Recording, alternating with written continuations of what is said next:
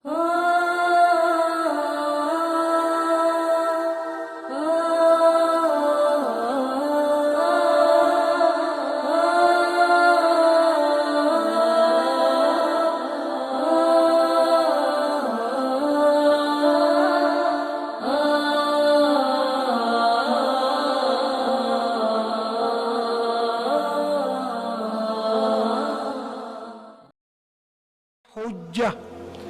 bagaimana bahwa ketiga-tiga ilmu yang dikatakan fardhu ain oleh para ulama, yaitu ilmu tauhid, ilmu fiqih dan ilmu akhlak ataupun ilmu tasawuf, itu mesti jalan bersama-sama supaya sempurna kerangka dan bentuk Islam itu sendiri.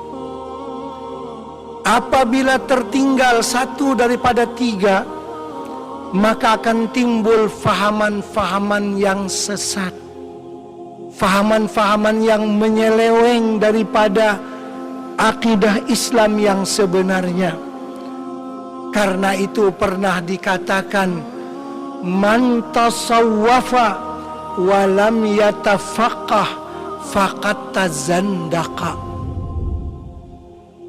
Orang yang hanya perhatiannya kepada ilmu tasawuf tidak berimbang dengan perhatiannya kepada ilmu fikih, orang itu dikhawatiri menjadi zindiq. Apa maksud zindiq? Dia terkeluar daripada agama Islam, dia tak sadar bahwa dia keluar daripada agama Islam. Itu makna zindiq. Kalau begitu salahkah belajar ilmu tasawuf? Tidak salah. Yang salah apabila belajar ilmu tasawuf tidak berimbang dengan fikih dan juga tauhid. Hanya tasawuf saja. Kadang-kadang dalam pengajarannya boleh sampai tingkatan tamat sembahyang. Nah, ini ketinggalan fikihnya. Setinggi manapun makam dalam ahli tasawuf, tidak ada makam libur salat, tidak ada makam tidak wajib sembahyang. Kalaupun mungkin terdengar ungkapan sebagian ahli tasawuf yang berbicara, kami telah sampai ke suatu makam yang sudah tidak wajib lagi sembahyang. Ungkapan-ungkapan yang demikian tuh jangan dihuraikan seenaknya saja, mesti ditanya dulu kepada ulama ahli tasawuf yang mengeluarkan perkataan itu. Banyak orang yang salah faham daripada ungkapan tadi. Kami sampai ke tingkatan tidak wajib lagi sholat, memang tak sembahyang dia. Bukan begitu maksud daripada ungkapan ahli tasawuf tersebut. Maksud mereka, bagi kami ahli sufi ini, sembahyang itu tidak terasa sebagai suatu beban. Dia keperluan dalam hidup, seperti kita perlu kepada oksigen untuk bernafas, kepada udara untuk bernafas. Kalau tak ada udara, kita akan mati. Itu maksud mereka. Kami sholat itu tidak wajib, maksudnya tidak terasa bagi kami sebagai satu beban, tapi kami mengerjakannya banyak sekali saban hari. Bukan orang itu tidak sholat. Nah, ini salah faham. Mereka sangat banyak sholatnya, tapi sholat itu tidak dirasa sebagai satu beban. Memang bagi orang-orang yang malas, sholat itu terasa beban. Allah berfirman, wa innaha lakabiratun illa 'alal khashi'in, yakni wa innaha lathaqilatun. Sembahyang itu sebenarnya berat, kecuali orang yang khusyuk baru dia rasa terpanggil. Ini contoh orang yang cuma bertasawuf tapi meninggalkan tauhid dan fikih. Jangan. Ketiga-tiganya dipegang sama-sama. Begitu juga kadang-kadang orang yang perhatiannya banyak kepada fikih, dan meninggalkan tasawuf dikhawatiri menjadi fasik. Wa man tafaqaha wa lam yatasawwaf faqad tafassaqa.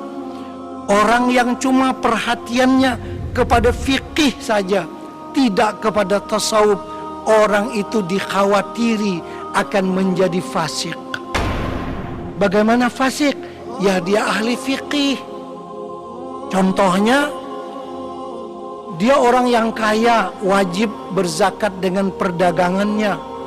Seminggu lagi sebelum sampai haul, dihadiahkannya hartanya kepada istrinya. Ya sudah bukan punya dia. Ketika cukup satu haul, dia bilang sudah nggak punya dia, ini punya istri. Saya sudah kasih kepada istri saya. Nanti setahun lagi istri saya pegang, baru dia wajib pula bayar zakat. Tapi istrinya pegang cuma 1 minggu.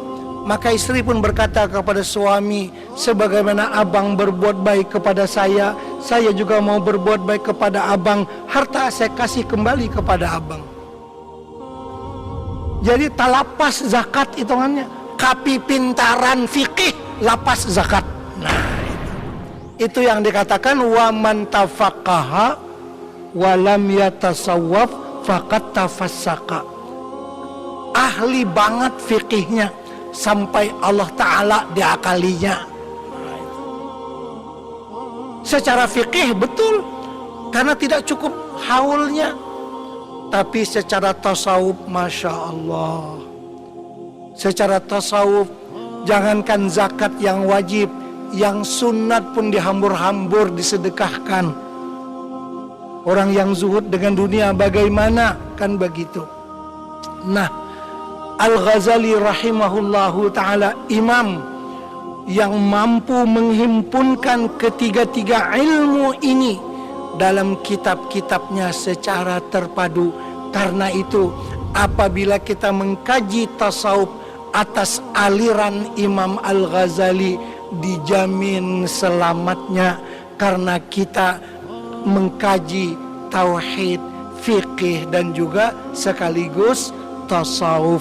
Bukan tasawuf melulu ataupun fikih melulu, tapi adalah dibarengkan semuanya itu.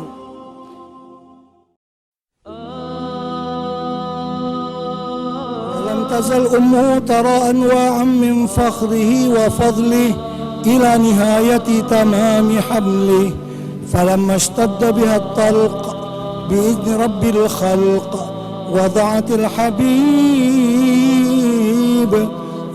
الحبيب صلى الله عليه وسلم ساجدا شاكرا حامدا كأنه البدر في تمامه. صلى الله على محمد صلى الله عليه وسلم صلى الله صلى الله عليه وسلم صلى الله على محمد يا ربي صلي وسلم